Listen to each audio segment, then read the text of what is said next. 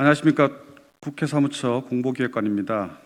5월 셋째 주 국회 정례 브리핑 시작하겠습니다. 먼저 국회 주요 의사 일정입니다. 현재 산업통상자원 중소벤처기업위원회 전체 회의가 열려서 손실보상법 관련 입법 청문회 실시를 위한 실시 계획서 채택 및 정인, 참고인 출석 요구의 건을 논의 중에 있습니다. 그리고 이번 주 상임위원회 법안심사 일정으로는 목요일 5월 20일 오후 2시에 농림축산식품법안소위원회와 금요일 5월 21일 오전 10시에 보건복지위 제1법안소위원회가 예정되어 있습니다. 다음은 지난주 접수된 의안입니다. 지난주 접수된 의안은 법률안 157건 등 160건입니다. 먼저 코로나19 백신 접종 안전성에 대한 신뢰를 높이기 위해서 백신 사고에 대한 국가의 책임을 강화하는 2건의 감염병 예방법 개정안이 발의되어 있습니다. 각각의 법안들은 백신 투여자에게 이상 증상 또는 질병이 발생한 경우에 국가가 보상금을 선지급할 수 있게 하거나 질병관리청장이 인정하는 경우로 한정된 현행 예방접종 피해 보상의 범위를 질병관리청장이 관련이 없다고 증명하지 못하는 경우까지 확대하는 등 1995년에 도입된 예방접종 피해 보상 제도의 국가 책임을 한층 더 강화하는 내용입니다. 아울러 박진 의원 등 101인의 공동 발의로 코로나19 위기 극복을 위한 백신 외교 적극 추진 및 한미 백신 파트너십 구축을 촉구하는 결의안과 전해숙 의원 등 135인의 공동 발의로 코로나19 백신 지식재산권 한시적 면제 지지 및 전 세계적 백신 공동개발 촉구 결의안 등 백신 공급 체계 개선을 주문하는 2건의 결의안도 접수되었습니다. 이 밖에도 재미있는 안건이 몇 개 있는데요. 설날, 추석, 어린이날에만 적용되는 대체 공휴일을 모든 공휴일로 확대하는 제정 법안인 공휴일에 관한 법률안이 제출되었습니다. 참고로 2021년도에 올해는 부처님 오신 날과 추석을 제외하고는 공휴일이 모두 주말과 겹쳐 있다고 합니다.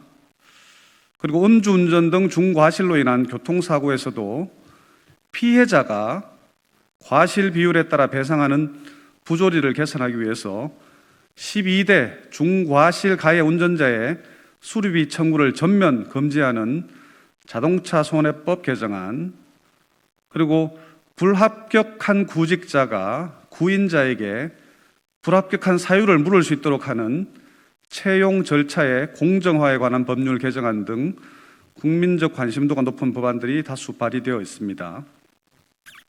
다음은 지난주 국민동의 청원 접수 현황입니다.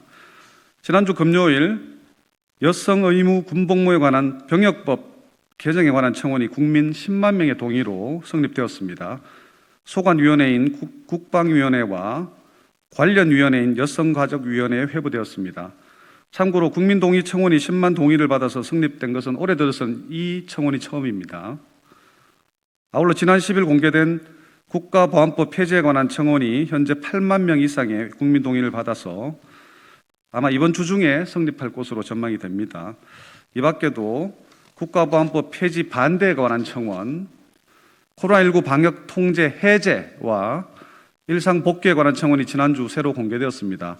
현재 국민동의 절차가 진행 중인 청원은 총 6건입니다. 다음은 국회 주요 일정 말씀드리겠습니다. 박병석 국회의장은 내일 오전 10시에 서대문 형무소 역사관에서 개최되는 제41주년 5.18 민주화운동 기념식에 참석하십니다. 그리고 국회의장 직속 국회 국민통합위원회가 이번 주 목요일 오전 10시 30분에 제4차 전체회의를 개최합니다.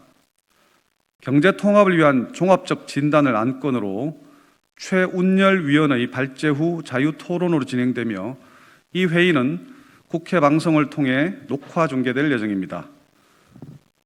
그리고 같은 날 위원회는 제7차 분과위원회를 열어서 정치분과에서는 선거정당제도 및 권력구조 개편 방안, 경제분과에서는 소득보장 등 사회안전망 체계 구축과 그리고 재정 운용의 효과성과 건전성의 조화, 사회분과에서는 노동시장 및 일자리 불평등에 대한 논의를 진행할 예정입니다.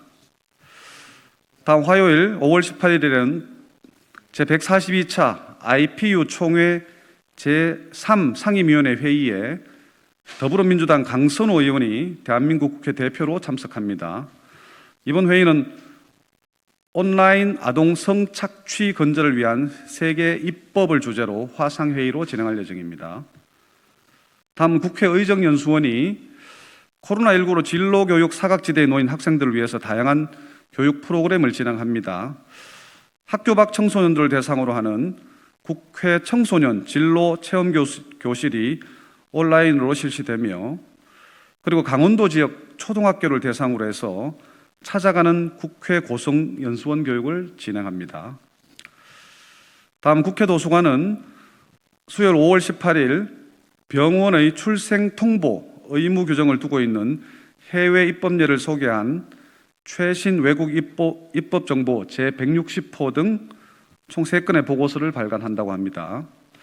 끝으로 이미 통보를 받으셨겠지만 코로나19 감염증 확산 방지를 위해서 지난해 2월부터 폐쇄되어 있었던 국회의사당 본관 사랑제 방면 출입구 본관 사물인데요.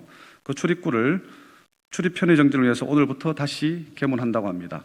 이상 브리핑 마칩니다. 감사합니다. 고맙습니다.